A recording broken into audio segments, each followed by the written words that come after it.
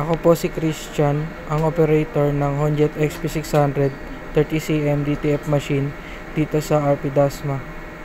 Nagamit po ito ng 7 days na may total na 24 meters.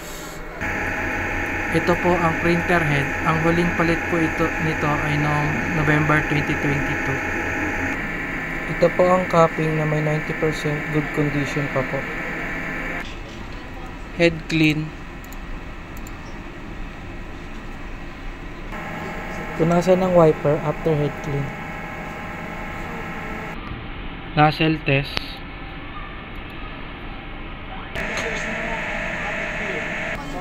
Ang ink system namin ay nasa tamang level lang.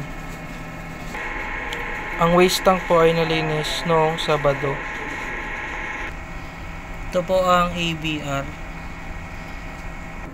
Ito po ang stocks ng ink namin. Ito po ang used.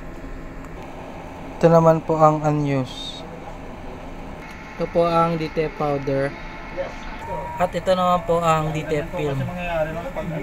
Ito naman po ang nagamit namin consumable, DTF white ink. At ito po ang aming daily checklist.